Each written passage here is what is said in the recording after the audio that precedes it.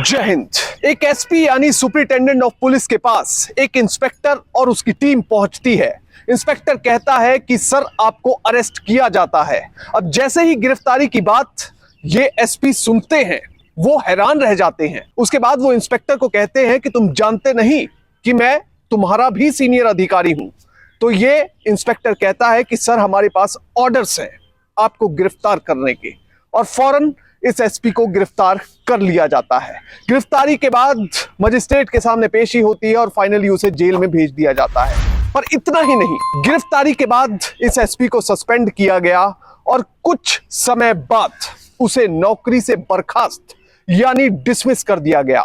इसके साथ ही यह भी लिखा गया कि यह व्यक्ति भविष्य में कभी भी कोई सरकारी पुलिस की नौकरी नहीं कर सकेगा, उसके लिए ये एलिजिबल नहीं होगा। इस बहुत ही इंटरेस्टिंग केस के बारे में बात करेंगे, पर सबसे पहले आपसे अपील कि आप लाखों की संख्या में हमारे वीडियोस को देख रहे हैं पर चैनल सब्सक्राइब नहीं कर रहे, इसलिए अगर आप YouTube पर देख रहे हैं तो फौरन चैनल को सब्सक्राइब कीजिए, बेल नोटिफिकेशन ऑन कीजिए, कमेंट कीजिए और साथ में वीडियो को ज्यादा से ज्यादा शेयर कीजिए। फेसबुक पर देख रहे हैं तो वीडियो को शेयर कीजिए, पेज को लाइक कीजिए और कमेंट कीजिए। मैं जानता हूं कि ये वीडियो आप आखिर तक देखेंगे क्योंकि ये केस अपने आप में एक दिलचस्प केस है। अब आखिर क्या है पूरा मामला, इसके बारे में आपको बताते हैं। असम में बिहू का त्योहार काफी जोशो खरोश से मनाया जाता है। अब इसी त्योहार के दौरान एक लड़की जो कि 13 साल की है, वो एक व्यक्ति के घर, कृष्ण कमल के घर काम करती है। वो अपने घर पर आई हुई है। वो अपनी माँ से कहती है कि माँ मुझे अब काम नहीं करना, मुझे पढ़ाई करनी है, स्कूल में एडमिशन दिलवा दो। अब जब ये बात माँ सुनती है तो वो कहती है ठीक है बेटा, तुम्हें मैं स्कूल में एडमिशन दिलवा देती हूँ। अब जब घर में इस बात को लेकर सहमति बन जाती है तो अचानक से इस लड़की का जो मालिक होता है, जहां पर ये काम कर रही होती है, कृष्ण कमल, वो घर पर आ जाता है और वो जबरदस्ती परिवार को मनाकर वापस इस लड़की को अपने घर ले जाता है। अब इसके बाद साल 2022 में 11 जून के दिन इस लड़की की मौत हो जाती है। असम के सोनितपुर जिले के प्रजापथार गांव की रहने वाली इस लड़की की संदिग्ध परिस्थितियों में हुई मौत के बाद काफी हो हल्ला मचता है। कई लोग प्रदर्शन करते हैं, जिसके बाद बात उच्च प्रशासनिक हलकों तक पहुंच जाती है। अब इस घटना के ठीक 2 महीने बाद यानी 12 अगस्त को सीआईडी को इस मामले की जांच सौंप दी जाती है और इस घटना के चलते सुपरिटेंडेंट ऑफ पुलिस जो कि दरांग के हैं, राजमोहन रे, और उनके साथ एडिशनल एसपी और सब इंस्पेक्टर को सस्पेंड कर दिया जाता है। जांच तेजी से आगे बढ़ने लगती है। दरअसल इस पूरे मामले में होता क्या है, 11 जून को कत्ल होता है। कत्ल के बाद लगातार जो परिजन है लड़की के, वो कोशिश करते हैं अलग अलग अधिकारियों से मिलने की, पर उनकी कहीं सुनी नहीं जाती। रिपोर्टेड फैक्ट्स के मुताबिक एक लोकल जर्नलिस्ट इस लड़की के माता पिता के पास आता है, उनकी पूरी बात सुनता है। दरअसल वो एक स्टोरी बनाने के लिए जैसे जर्नलिस्ट आते हैं वैसे ही आया था, पर जब माँ बाप की व्यथा सुनता है तो उसके बाद वो उनकी सहायता करने की बात करता है। वो एक जगह व्हाट्सएप का मैसेज करता है जो कि प्रशासनिक हलकों में काफी सीनियर व्यक्ति को किया गया था। बस उसके बाद मामला चीफ मिनिस्टर ऑफिस यानी सीएमओ पहुंच जाता है और सीएमओ से सीधा इलाके के एसपी को फोन आता है। उनसे पूछा जाता है कि ये पूरा मामला क्या है। जब इस मामले में डेवलपमेंट के बारे में पूछा जाता है तो एसपी साहब चुप हो जाते हैं। उसके बाद तुरंत कार्रवाई की जाती है और कृष्ण कमल नाम के शख्स को गिरफ्तार कर लिया जाता है। उसके बाद फिर से सीएमओ में इन्फॉर्म किया जाता है। एसपी साहब खुद इन्फॉर्म करते हैं कि सर हमने गिरफ्तारी कर ली है, पर सवाल यह खड़ा होता है कि अब तक यानी फोन आने से पहले तक यह काम क्यों नहीं किया गया था, गिरफ्तारी तो पहले ही हो जानी चाहिए थी। इस पूरी घटना के बाद जो सीनियर अधिकारी हैं, प्रशासन है, काफी नाराज होता है। तुरंत कार्रवाई करते हुए एसपी राजमोहन रे, एडिशनल एसपी रूपम फुकन और सब इंस्पेक्टर उत्पल बोरा को सस्पेंड कर दिया जाता है। अब सीआईडी की जांच शुरू हो चुकी है। अब कुछ किरदार जो हैं यहां पर बड़े महत्वपूर्ण हैं। जब इस 13 साल की लड़की की हत्या हुई उसके बाद कुछ डॉक्टरों ने उसके पोस्टमार्टम किया तो उनकी रिपोर्ट बड़ी इंपॉर्टेंट है। एग्जीक्यूटिव मजिस्ट्रेट जिनकी अपनी रिपोर्ट लगी वो बड़े इंपॉर्टेंट है। यहां पर एग्जीक्यूटिव मजिस्ट्रेट आशीर्वाद हजारिका होते हैं। 3 डॉक्टर जिनका नाम अजंता बोरदोलोई, अरुण डेका और डॉक्टर अनुपम शर्मा होता है। दरअसल जो पोस्टमार्टम की रिपोर्ट तैयार की गई थी उसमें बताया गया था कि इस लड़की ने आत्महत्या की है, सुसाइड किया है। पर जैसे ही सीआईडी की जांच दोबारा से शुरू हुई, उसके साथ ही एसआईटी ने अपनी जांच शुरू की, तो लड़की की जो लाश है उसको जमीन में से वापस बाहर निकलवाया गया और उस लाश का दोबारा से पोस्टमार्टम करवाया गया। जब दोबारा से पोस्टमार्टम हुआ तो यह बात निकलकर सामने आई कि लड़की की हत्या तो हुई है, मगर साथ में उसका हत्या से पहले कई बार बलात्कार किया जा चुका है। एक मासूम 13 साल की लड़की का कई बार बलात्कार होना अपने आप में कई तरह के सवाल खड़े करता था। अब जब इन्वेस्टिगेशन एजेंसी अपनी जांच आगे बढ़ाती है तो उसमें एक मोटी मोटी बात यह पता चलती है कि कमल किशोर नाम के व्यक्ति द्वारा बलात्कार भी किया गया, उसके बाद हत्या भी इस मासूम लड़की की कर दी गई और बचने के लिए पुलिस को पैसे दिए गए, जिसकी एवज में पुलिस उन्हें बचा रही थी। एसपी, एडिशनल एसपी और सब इंस्पेक्टर इस मामले में शामिल थे रिपोर्टेड फैक्ट्स के मुताबिक। अब जांच में क्या निकलकर सामने आया? सीआईडी ने, इन्वेस्टिगेशन एजेंसी ने उन बैंक अकाउंट्स की डिटेल निकाली जिन बैंक अकाउंट में से पैसा निकाला गया था। 3 इंस्टॉलमेंट में रिश्वत का पैसा दिया गया था। कुछ जगह रिपोर्टेड फैक्ट्स के मुताबिक 2 लाख रुपए दिए गए, कुछ जगह यह कहा गया है कि 5 लाख रुपए दिए गए, मगर 3 इंस्टॉलमेंट में दिए गए। अब जिस व्यक्ति ने यह पैसा बैंक में से निकालकर सब इंस्पेक्टर उत्पल बोरा को दिया, वो व्यक्ति भी इन्वेस्टिगेशन एजेंसी ने पकड़ लिया।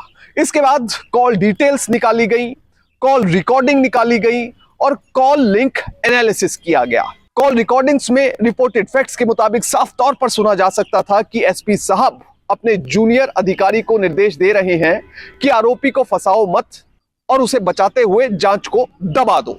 इसके साथ ही इन्वेस्टिगेशन एजेंसी ने जियो टावर एनालिसिस किया, जहां जहां ये आरोपी गए उनकी ट्रैवल हिस्ट्री की मैपिंग की गई। इसके साथ ही जिन लोगों द्वारा पैसा दिया गया उन लोगों की भी ट्रैवल हिस्ट्री की मैपिंग की गई। अब जो कॉल रिकॉर्डिंग मिली थी एसपी और सब इंस्पेक्टर के बीच में बातचीत की, उस कॉल रिकॉर्डिंग को भेज दिया गया एफएसएल यानी कि फॉरेंसिक लेबोरेटरी में भेज दिया गया।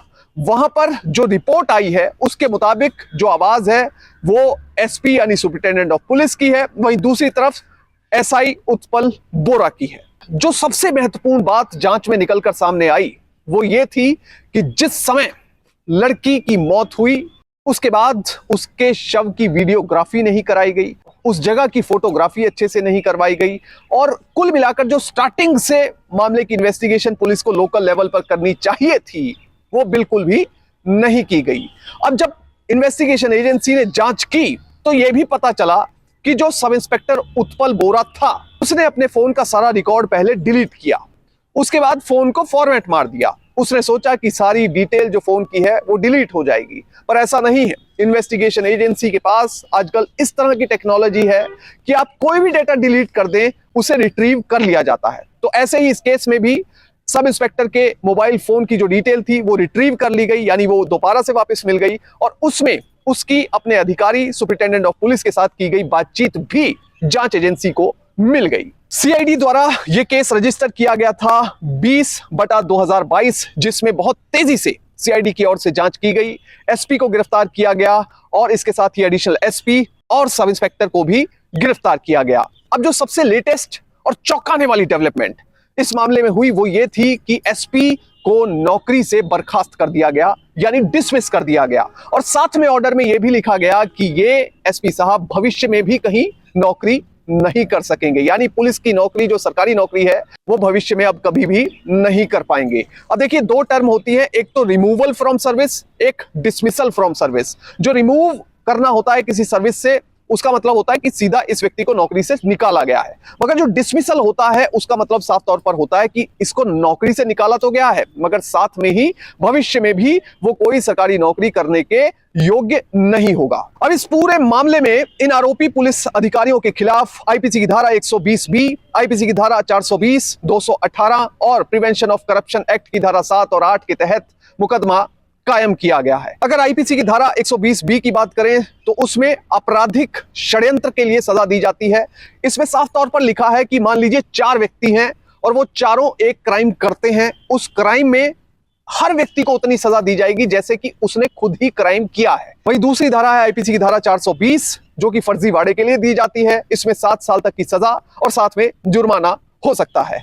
तीसरी सजा है आईपीसी की धारा 218 जिसमें साफ तौर पर लिखा है कि लोक सेवक द्वारा किसी व्यक्ति को सजा से बचाने के इरादे से अगर गलत रिकॉर्ड तैयार किया जाता है तो उसे 3 साल तक की सजा हो सकती है, या फिर जुर्माना हो सकता है, और या फिर दोनों हो सकते हैं। इस केस में देखने को यही मिल रहा था कि पुलिस अधिकारियों के द्वारा सीधे तौर पर कमल किशोर नाम के व्यक्ति को बचाया जा रहा था, इसलिए यह धारा यहां पर लगाई गई है। और आखिरी धारा है प्रिवेंशन ऑफ करप्शन एक्ट का सेक्शन 7 और सेक्शन 8। सेक्शन 7 की अगर बात करें तो इसमें 7 साल तक की सजा हो सकती है और साथ में जुर्माना भी हो सकता है। वहीं दूसरा जो मामला चल रहा था कमल किशोर के खिलाफ, जिसमें कि नाबालिग लड़की के साथ रेप और उसकी हत्या का मामला है, उसमें पोक्सो एक्ट लगा है। पोक्सो एक्ट में काफी सख्त सजा का प्रावधान है। पोक्सो एक्ट यानी protection of children from sexual offences act. वहीं कमल किशोर नाम के इस व्यक्ति के खिलाफ आईपीसी की धारा 354, 354 ए, 302, 201 और 511 के तहत भी मुकदमा कायम किया गया है। 354 आईपीसी आप जानते हैं कि महिला की लज्जा को भंग करने के लिए यह लगाई जाती है, जिसमें 5 साल तक की सजा और साथ में जुर्माना होता है। अब कुल मिलाकर इस मामले से सीख क्या मिलती है कि आप किसी भी बड़े पद पर हो सकते हैं। आप एसपी भी हो सकते हैं, आप आईजी भी हो सकते हैं, आप डीएसपी भी हो सकते हैं, एएसपी भी हो सकते हैं, या कोई सिविल सर्वेंट हो सकते हैं। मगर अगर कोई व्यक्ति कानून का पालन नहीं करता, और खास तौर पर अगर कोई सरकारी नौकरी में है और वो कानून का पालन नहीं कर रहा है, भ्रष्टाचार में लिप्त हो रहा है, और जो गरीब हैं जिन्हें न्याय की दरकार है उन्हें न्याय नहीं दे रहा है, ऐसे व्यक्ति के खिलाफ, ऐसे अधिकारी के खिलाफ भी कानून सख्त एक्शन लेता है। और इस मामले में आपने साफ तौर पर देखा कि किस तरह से एसपी को नौकरी से बाहर का रास्ता दिखा दिया गया। जय हिंद।